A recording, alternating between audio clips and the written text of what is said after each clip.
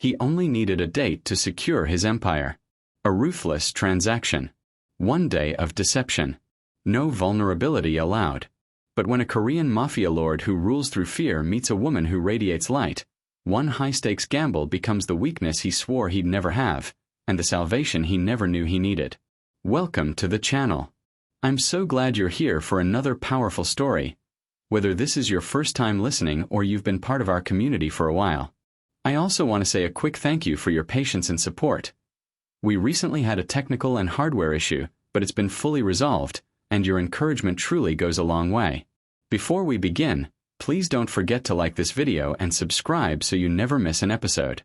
And I love seeing how far our stories travel. Drop a comment and tell me where you're watching from. Now, let's jump straight into the story. Lord Kong had mastered the art of survival. At 34, he commanded Seoul's underworld with ink-stained discipline. Feared, calculated, untouchable. But one ultimatum from his grandmother fractured that armor. The traditional elders demanded legitimacy, and this time they wanted proof he could build, not just destroy. With no room in his world for trust, Kong made a cold calculation. Hire an outsider, someone with no ties to his blood-soaked empire, to play his partner for a single day at the ancestral gala. What he didn't expect was Angela Reeves, radiant, defiant, and completely unafraid of the dragon tattooed on his skin. As the boundary between contract and connection begins to shatter, Kong is forced to protect the one thing he spent his life eliminating. Because sometimes the greatest danger isn't showing weakness, it's discovering what you're willing to die for. The tea was still steaming when his grandmother delivered the killing blow. You cannot build an empire on fear alone, Kong. Lord Kong didn't flinch. He'd learned long ago that survival in his world meant controlling every muscle, every breath, every flicker of emotion that might betray weakness. He sat across from Madame Kong in the private room of her Buckshin Hanok, surrounded by centuries of family history that felt more like shackles than legacy. The Singapore expansion is nearly finalized, he said, his voice flat as river stone. The contracts will be worthless. She set down her cup with deliberate precision. Do you think Lee Enterprises will sign with a gangster? They want a businessman, not a warlord with pretty tattoos. The dragon coiled around his wrist seemed to tighten. Kong had spent 15 years carving his name into Seoul's underworld with blood and calculated brutality. He'd turned his father's crumbling syndicate into an empire that stretched from Gangnam real estate to offshore accounts in 3 countries. Men who whispered his name did so with reverence or terror, never anything softer. But Singapore was different.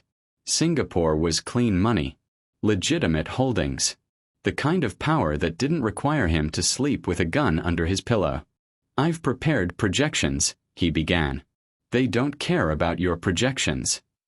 His grandmother leaned forward, her aged eyes still sharp as broken glass. Chairman Lee's daughter will be at the Mid-Autumn Gala next month. She's looking for stability, tradition, family. You show up alone, covered in ink, with your reputation preceding you like a funeral procession, and they will smile politely while signing with the Choi family instead. The choice. Kang's jaw tightened imperceptibly. Old money. Legitimate from birth. Everything he'd had to claw and kill to even approach. Then what do you suggest? The question tasted like surrender. Bring someone. A partner. Show them you're capable of building something that doesn't end in violence. Madame Kong studied him with the same clinical detachment she'd used when he was 12, and she'd taught him that mercy was a luxury their family couldn't afford. Show them the man, not the monster. Kong stood, his 3-piece suit immaculate despite the humid afternoon. Through the window, modern Seoul glittered in the distance. Glass towers built on foundations of old blood and older debts.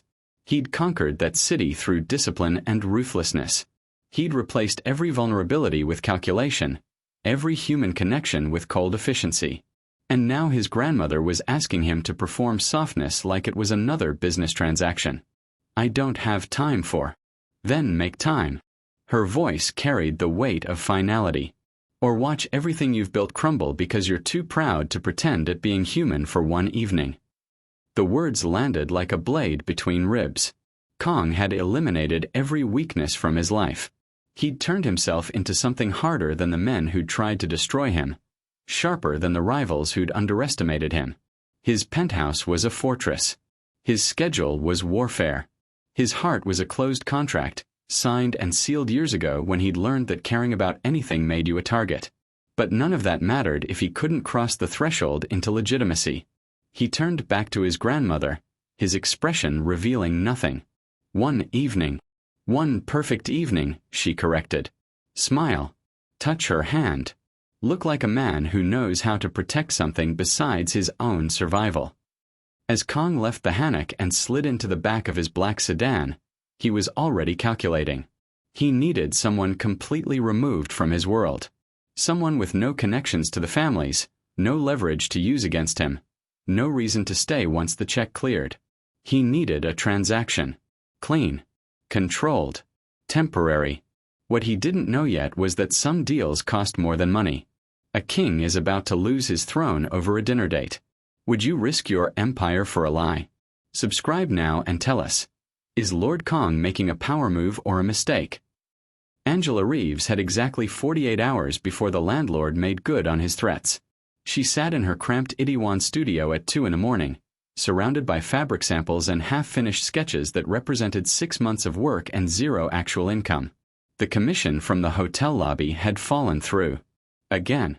The third time a Korean client had smiled warmly at her designs, praised her vision, then hired a local firm instead. Her reflection stared back from the darkened window. Exhausted, desperate, still somehow stubborn enough to believe she could make this work. She'd come to Seoul 18 months ago with a portfolio, savings that lasted 4 months, and the unshakable conviction that her designs could bridge cultures the way her own existence did. Black American woman, Korean-inspired aesthetic, luxury market that didn't quite know what to do with either. The eviction notice sat on her desk like a countdown timer. Her phone buzzed. An unknown number. At this hour, it was either a scam or something worse. Ms. Reeves. The voice was male, professional, speaking English with barely an accent. I represent a client interested in your services. Are you available for a consultation? Angela's hand tightened around the phone. It's 2 a.m. My employer keeps unusual hours. The fee for the initial meeting is $10,000, regardless of whether you accept the subsequent offer. The number hit her like cold water. 10,000 American dollars. For a meeting. What kind of services? She kept her voice steady despite her heart hammering against her ribs. Design consultation. 1 day's work.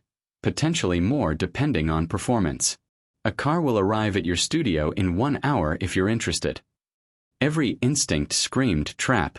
Seoul's expat groups were full of warnings about offers too good to be true.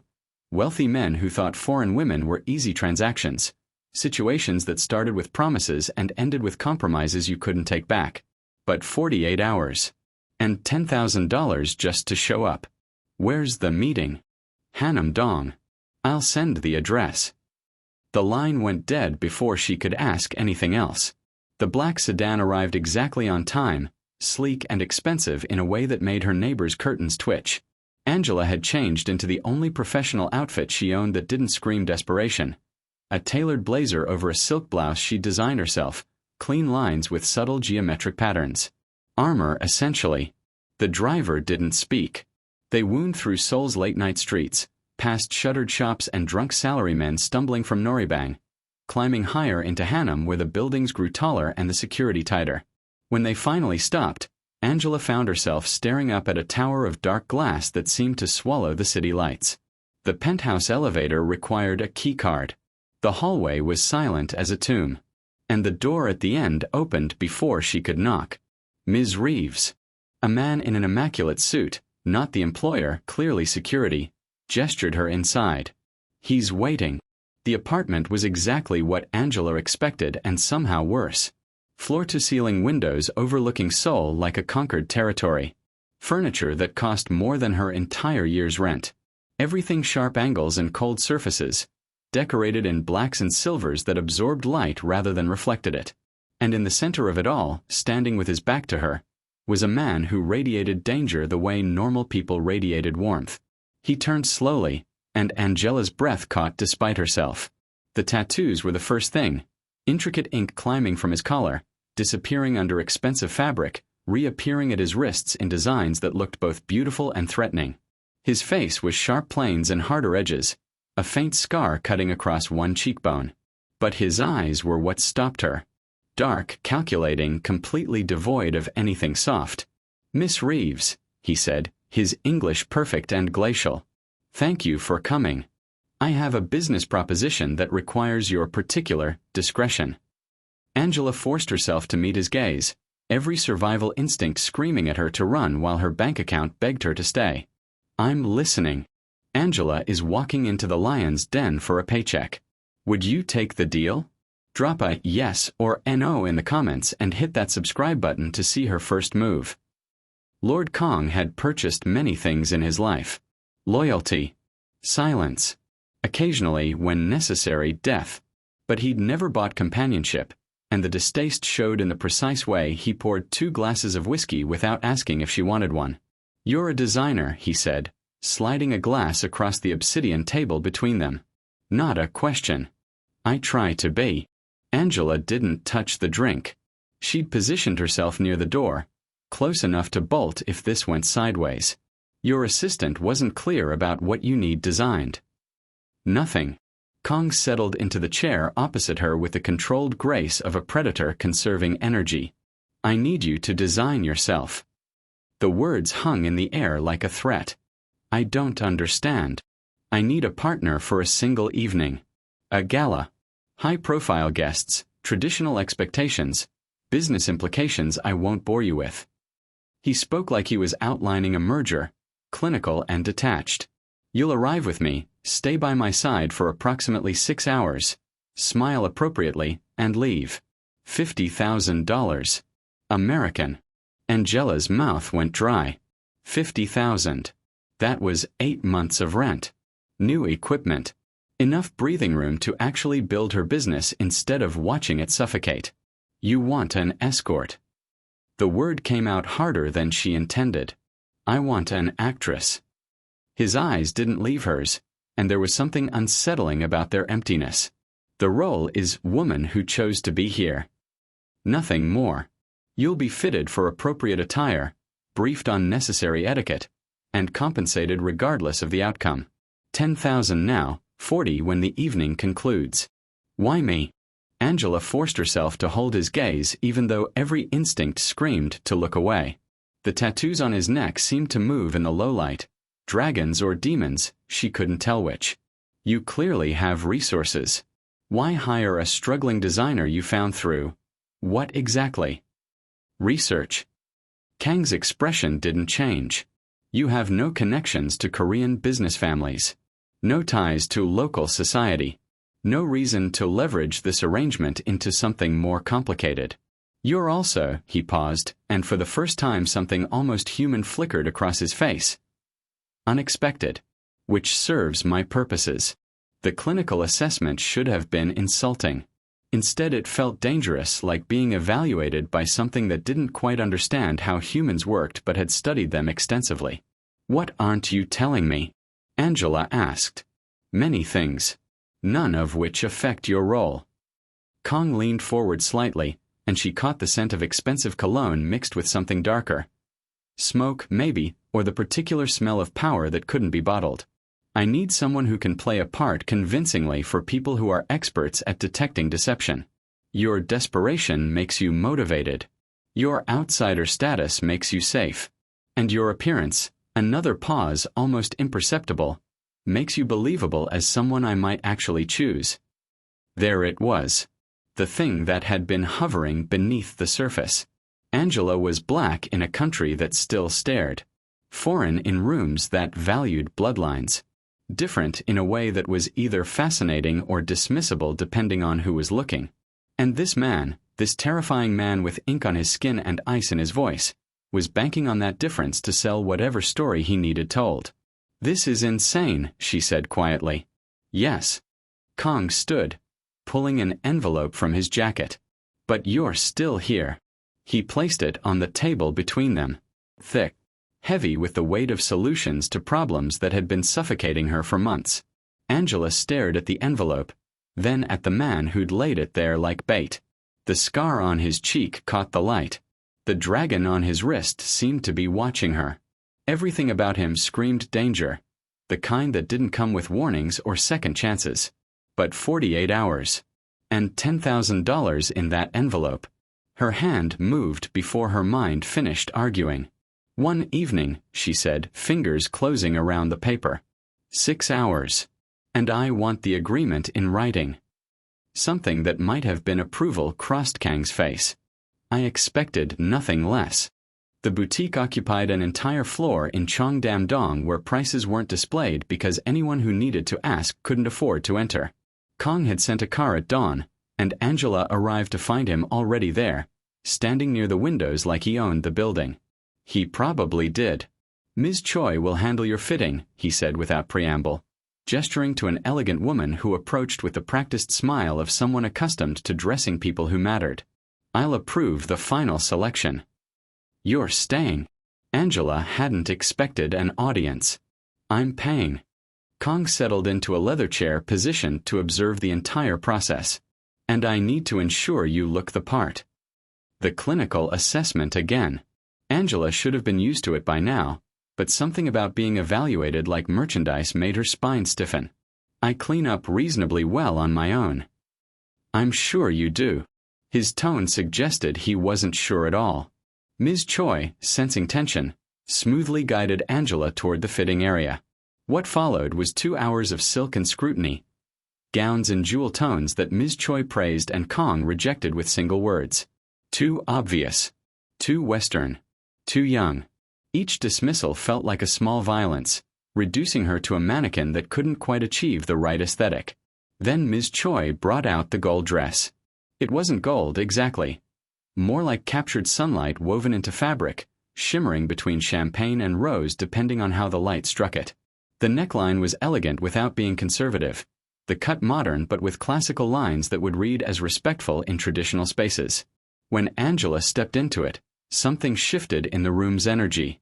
She emerged from behind the screen, and for the first time since they'd met, Lord Kang went completely still. The dress transformed her. It caught the warm undertones of her skin, made her radiate in a way that felt both powerful and soft. Her shoulders were bare, elegant. The fabric moved like water. She looked expensive. Chosen. Real. Kang's expression remained neutral, but Angela had learned to read the smaller tells, the slight tension in his jaw, the way his fingers tightened almost imperceptibly on the chair's arm. He was caught off guard, and he hated it. "Better," he said finally, the word clipped. "Better." Angela turned to face him fully, and something reckless sparked in her chest. Maybe it was the dress. Maybe it was exhaustion from being treated like a problem to solve. "That's your professional assessment?" "Better." Ms. Choi retreated tactfully, suddenly very interested in organizing accessories across the room. Kang stood slowly. "You're being paid to play a role, Miss Reeves. Not to critique my feedback. And you're paying for someone who can sell this convincingly." Angela didn't back down even as he approached, even as the full weight of his presence, that particular density of danger that surrounded him like cologne, closed the distance between them. "If I look like a woman you settled for, your guests will know. If I look like a woman you couldn't quite manage to intimidate into silence, they might actually believe this." They were 3 feet apart now, close enough that she could see the intricate detail of the tattoo climbing his neck, scales, she realized, each one rendered with obsessive precision. Close enough to see that his eyes weren't actually empty, just carefully controlled, like windows with the shades drawn tight. "You're not afraid of me." He said it like an observation, not a question. "I'm terrified of you," Angela corrected, lifting her chin. "I'm just more afraid of going back to my studio with nothing." Something flickered across his face. Surprise, maybe, or recognition. The look of someone encountering an honesty they hadn't anticipated. "The dress," he said finally, stepping back with visible effort. "We'll take it. And matching accessories." "Lord Kang," Ms. Choi ventured carefully. "Perhaps shoes? And jewelry too." "Everything." His eyes were still on Angela, studying her like a puzzle that had suddenly revealed unexpected complexity. Whatever she needs to look like she belongs. Angela met his gaze in the mirror and smiled. Not the practiced smile of someone playing a part, but something sharper. "I'll never belong to your world," she said quietly. "But I can make them believe I chose it anyway." For the first time, Kong almost smiled back. "The dragon just saw the sun. Lord Kang's ice is starting to melt. Can you feel the heat? Smash subscribe and tell us. Did your jaw drop too?" The lessons began the next evening in Kang's penthouse, and Angela quickly realized she'd underestimated what 6 hours of performance would require. "You never touch anyone first," Kong said, positioning himself across from her at the obsidian table now covered with photographs of stern-faced men and elegant women. "You wait. Let them extend their hand, then match their grip exactly. Too firm and you're aggressive. Too soft and you're weak." Angela studied the faces. "These are all people who'll be there. The ones who matter." He tapped a photo of an elderly woman whose expression suggested she'd perfected the art of disappointment. "Madam E. She'll test you immediately. Comment on your dress, your background. Ask where you studied. Every question is an assessment. And I say the truth, but carefully." Kang's finger moved to another photo. "You're an independent designer. You met me through business connections. We've been seeing each other quietly for 3 months. Nothing serious enough to announce, but substantial enough to attend together. 3 months. Angela tried to imagine 3 months of this man. His cold precision, his controlled violence, his complete absence of warmth. "And if she asks why you chose me?" Something darkened in Kang's expression. "She won't ask me. She'll ask you. And you'll smile and say, you'd have to ask him," which implies intimacy without claiming it. They spent 2 hours on greetings, another hour on topics to avoid. His business dealings, family politics, anything involving the word organization. Angela's head spun with names and relationships, the invisible architecture of power that held his world together through careful tradition and calculated respect. "How do you remember all this?" she asked finally, exhaustion creeping into her voice. "Forgetting gets you killed." Kong stood, pouring water from a crystal pitcher. "In my world, Miss Reeves, etiquette isn't politeness. It's survival. You bow to the wrong person at the wrong depth. You've either insulted them or elevated them beyond their station. Either way, someone bleeds." The casual mention of violence should have terrified her. Instead, Angela found herself studying him with designer's eyes, the way he moved with such controlled economy, how his suits were cut to hide what she suspected were more tattoos beneath. "How much of you is covered?" Kong paused mid-pour. "Excuse me. The ink." Angela gestured vaguely. "I've seen your hands, your neck. But the rest, how far does it go?" "That's not relevant to." "It is, though." She leaned forward, genuine curiosity overriding caution. "If we're supposed to be intimate enough to attend together, I should know. Someone might ask. Or expect me to know." The logic was sound enough that Kong couldn't dismiss it, though his jaw tightened. He set down the pitcher with deliberate care, then, after a moment's hesitation that felt like watching a vault unlock, shrugged off his jacket. He unbuttoned his cuffs with precise movements, rolling up his sleeves to reveal what the business attire had concealed. Dragons coiled up both forearms in obsessive detail, scales rendered in black and gray that seemed to shimmer with depth. But between the dragons were other images. Peonies, waves, a phoenix rising from stylized flames. The work was museum quality, each piece flowing into the next with the kind of artistry that took years and spoke of pain endured with purpose. "It goes to my shoulders," Kong said quietly. "Across my back. My chest. Everywhere except my face and below my knees." Angela couldn't help herself. She reached out, stopping just before her fingers touched the ink on his wrist. "May I?" He nodded once, sharp and uncertain. Her fingertips traced the edge of a dragon's wing, feeling the warmth of skin beneath the art. "Why these? What do they mean?" "The dragons are for power. Protection." His voice had shifted into something lower, almost vulnerable. "The phoenix is for rebirth, what I became after my father's death. The peonies are for—" he stopped. For what? For things I killed to survive. Angela's hand stilled on his wrist, and in the silence between them, something unspoken shifted. She was touching him. He was letting her. And neither of them moved away. The Kong ancestral estate sat in the hills above Seoul like a fortress dressed in tradition. Angela watched it approach through the sedan's tinted windows. Traditional Hanok architecture expanded to compound scale, paper lanterns glowing against the dusk, luxury vehicles lining the circular drive like a showroom for the criminal elite. "Remember," Kong said beside her, his voice low and tight, "you chose to be here. Whatever happens inside, you wanted this." Angela smoothed her shimmering dress, the fabric catching the last of the daylight. "And what do you want me to do if someone sees through us?" "Smile." He adjusted his tie with mechanical precision, and she noticed his hands weren't quite steady. Lord Kong, the man who'd negotiated her services like a stock transaction, was nervous. "And let me handle it." The car door opened before she could respond. Kong exited first, buttoning his jacket with the fluid grace she'd come to recognize as his armor activating. Then he extended his hand back toward her. Not a request, but an invitation carefully calculated to look genuine. Angela took it and stepped into his world. The dress had been chosen perfectly. As she emerged, conversations faltered. Heads turned. She caught the flash of cameras, discreet, professional, documenting everything for purposes she didn't want to imagine. But she'd practiced this. She let her hand rest naturally in Kang's, turned her face toward him with a smile that suggested intimate amusement, and let him guide her forward.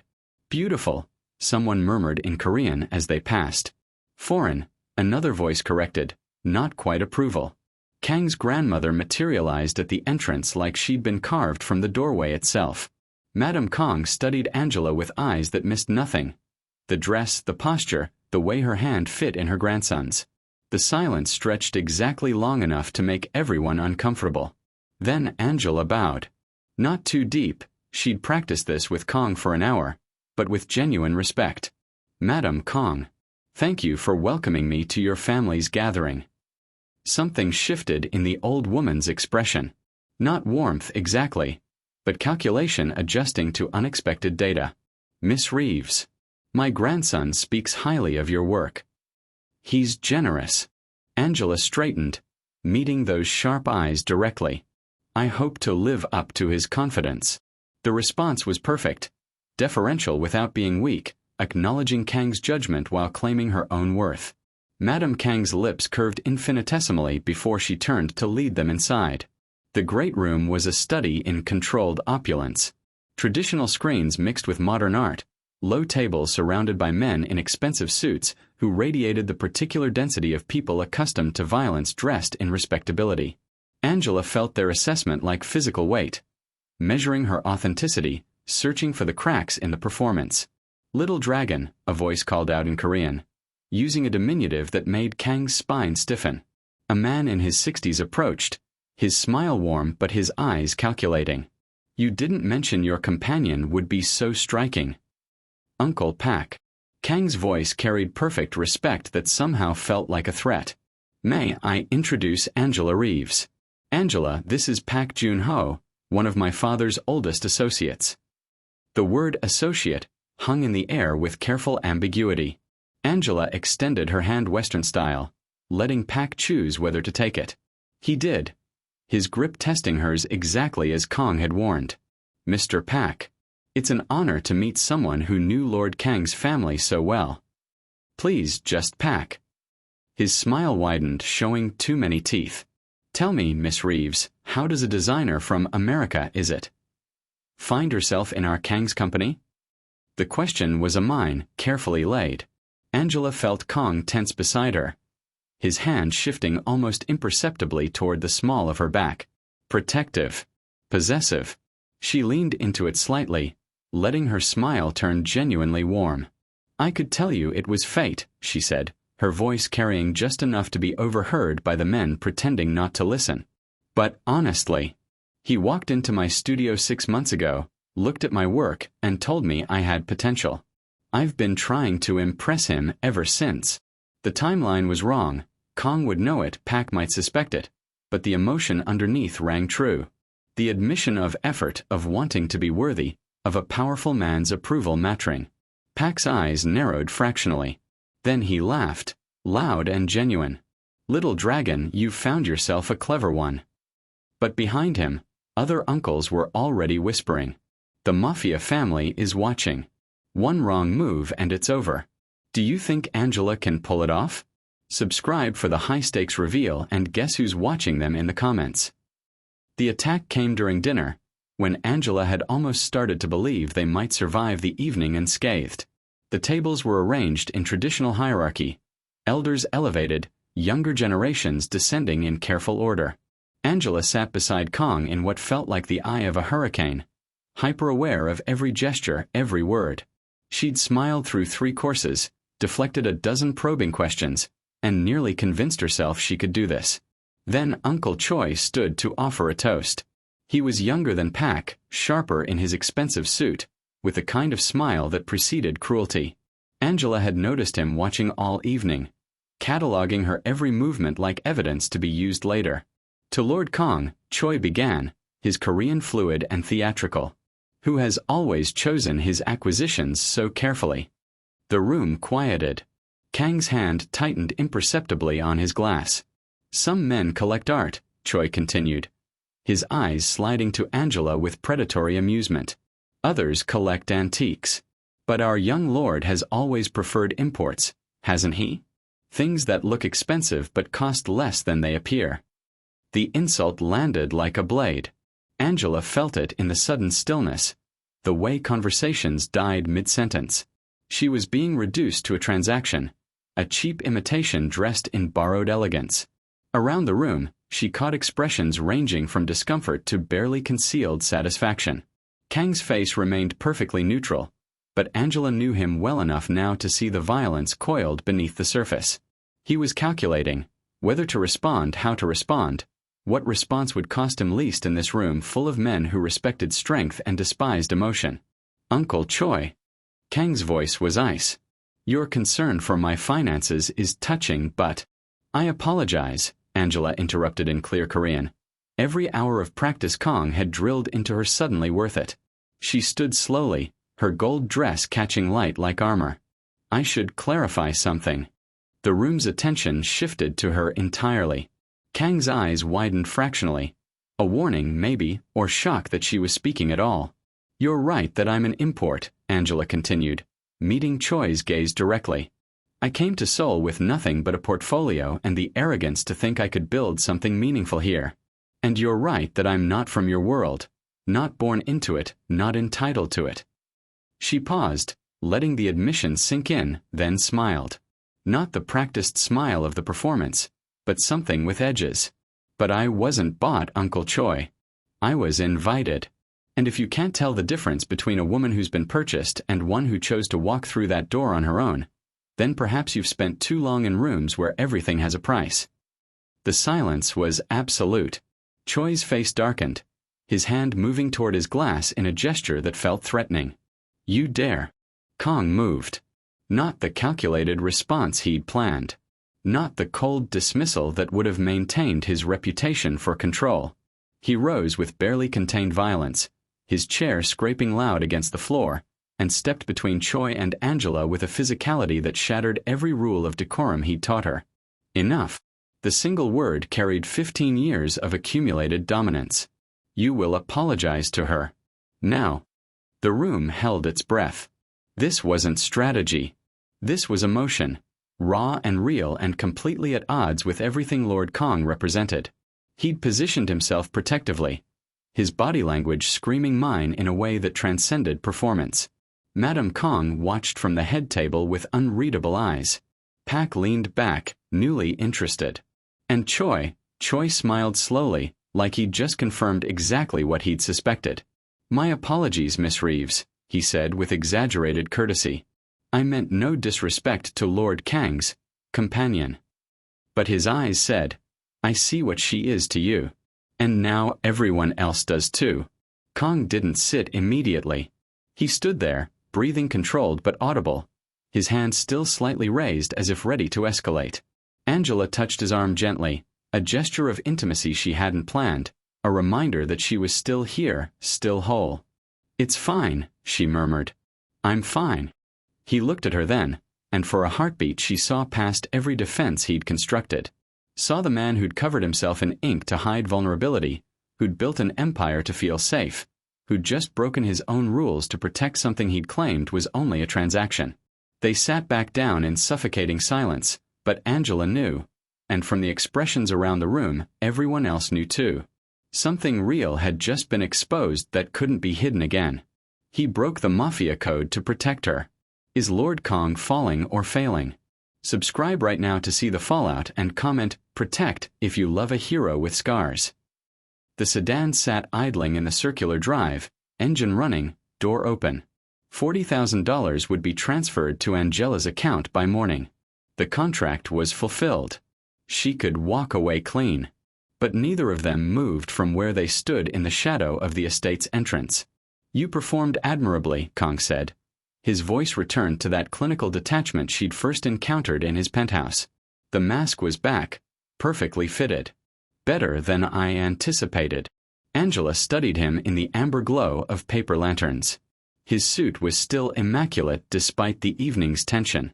His expression revealed nothing. But his hands, those tattooed hands that had positioned himself between her and danger without calculation, were clenched at his sides. "That's all it was?" she asked quietly. "A performance?" What else would it be? But he didn't meet her eyes. Inside, the gala continued. Through the windows, she could see Madame Kong in conversation with Pak, their expressions serious. Choi stood apart, watching the entrance with patient satisfaction. Everyone had seen what happened. Everyone knew that Lord Kong, the man who'd built an empire on ruthless control, had cracked for a woman he claimed was temporary. "You broke your own rules in there," Angela said. "A tactical error." Kang's jaw tightened.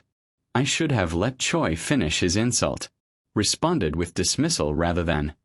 He stopped, unable or unwilling to name what he'd done. "Rather than act like you actually cared whether I was hurt? Caring is a liability in my world, Miss Reeves." His eyes finally found hers, and the emptiness in them felt practiced now, not natural. "I got emotional. It was unprofessional. It won't happen again." Angela took a step closer, closing the distance he'd been careful to maintain since they'd left the dining room. "What if I don't want it to not happen again?" The question landed like a detonation. Kong went utterly still, his control visibly straining. "You don't know what you're saying." "I know exactly what I'm saying." Angela's voice was steady despite her racing heart. "I came here because I was desperate. I stayed because you paid me. But somewhere between the fitting and the tattoos and watching you stand up for me like I was actually worth defending." She paused, searching for words adequate to the moment. "I stopped acting, Kong." "When did you?" "I didn't. But the words came too fast, too defensive." "You're lying." Angela reached for his hand, the one with the dragon coiled around the wrist.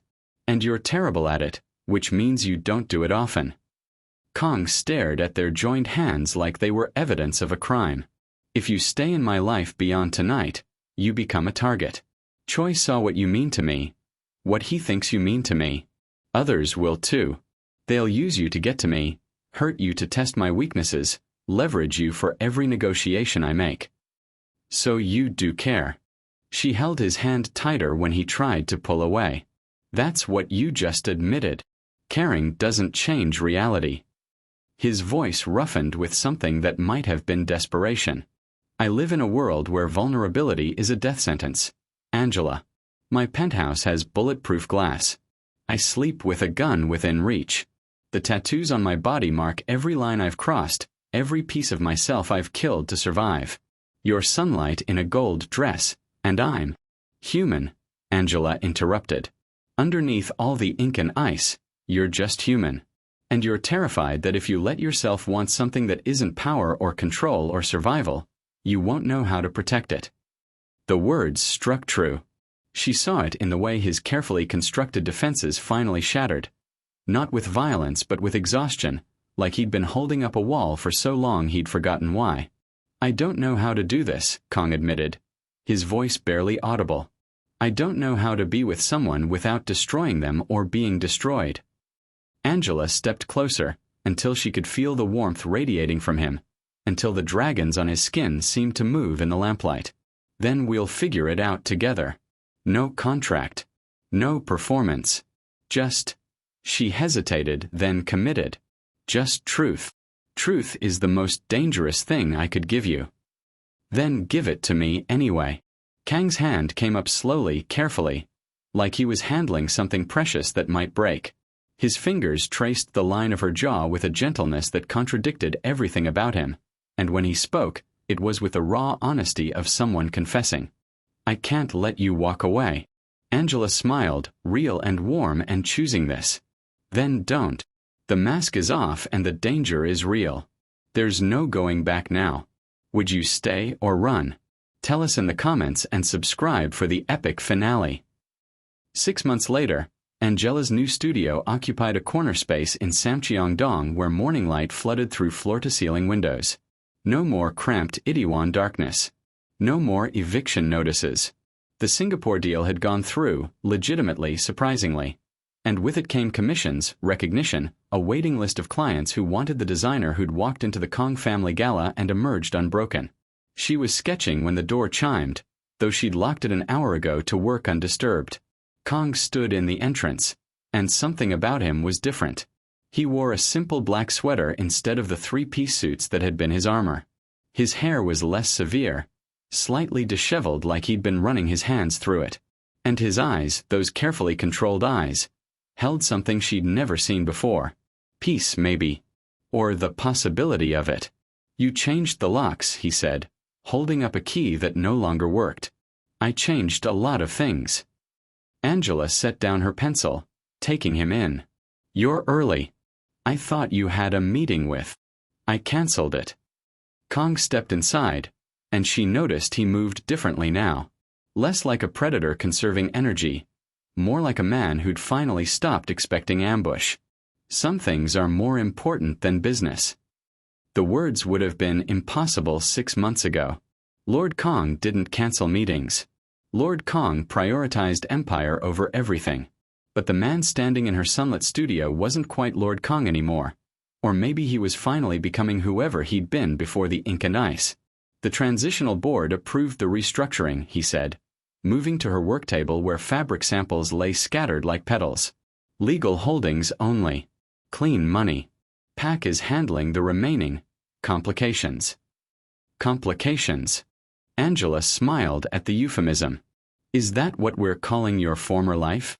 My former empire. Kong picked up a swatch of silk, deep blue shot through with silver threads. I'm building a different one now. Slower. Legitimate. Significantly less likely to end in violence. Sounds boring. Terrifying, actually. He set down the fabric and finally looked at her fully. I spent 15 years knowing exactly who I was and what I was capable of. Now he gestured vaguely, searching for words. Learning. Angela crossed to him, her bare feet silent on the studio's wooden floor. Close enough to see the tattoos at his collar, the faint scar on his cheek, all the marks of his past that he'd stopped trying to hide from her. And, what have you learned? That I'm catastrophically bad at being a normal person. His mouth quirked almost into a smile. That legitimate business moves at an excruciating pace. That my grandmother is substantially more terrifying when she's proud of me than when she was disappointed. He paused, his hand coming up to trace the line of her jaw in the gesture that had become theirs. And that I still don't deserve you, but I'm selfish enough to try anyway. Angela leaned into his touch, feeling the warmth of his palm against her skin. Good thing I didn't ask what you deserve. I asked what you want. You, Kong said simply. Everything. A life that isn't measured in territory or fear or... The studio door exploded inward. 3 men in dark suits moved with professional precision, weapons drawn but not yet aimed. Behind them, Uncle Choi stepped through the shattered entrance, his smile exactly as predatory as it had been at the gala. Lord Kong, Choi said pleasantly, like they'd met for tea. Or should I say former Lord Kang? I hope I'm not interrupting. Kang's body shifted instantly, the predator returning, positioning himself between Angela and the threat. His hand moved to his waist where a weapon would have been 6 months ago, finding nothing. He'd stopped carrying. Stopped needing to. This studio is private property, Choi. Whatever business you think we have. Oh, we have business. Choi's eyes moved to Angela with calculating interest. You see, when you restructured the organization, you forgot something important. The Singapore contracts? The legitimate holdings you're so proud of. He pulled out a folded document, crisp and legal. They're built on my family's original capital. Money I've been very patient about reclaiming. Angela's blood went cold. What does that mean? It means, Choi said, his smile widening, that everything your reformed gangster has built in the last 6 months, including the funding for this charming studio, technically belongs to me. Unless, of course, we can come to an arrangement. Kang's voice dropped to something deadly quiet. What kind of arrangement? Choi's eyes glittered. The kind where you remember who you used to be, Lord Kang. Because the dragons don't disappear just because you stopped feeding them. He gestured to his men, who raised their weapons with casual menace. And some debts can only be paid in blood. In the sun-drenched studio where Angela had thought they'd finally found safety, the shadows returned. And somewhere in the ruins of their new beginning, Kang reached for Angela's hand. Not as her employer, not as a man playing a part, but as someone who'd just discovered what he had to lose. Lord Kang and Angela's journey proves that the most beautiful truths can grow from the biggest lies. Thank you so much for sticking with us until the very end. It's viewers like you who keep this story alive. Now, we want to hear from you. Which part of their story did you love the most? Was it the high-stakes gala or that first moment in the penthouse? Drop a comment below right now. Do it. If you want to see more powerful stories like this, hit the subscribe button, give this video a like, and share it with someone who loves a legendary romance. Your support means the world to us. Thanks for watching, and we'll see you in the next one.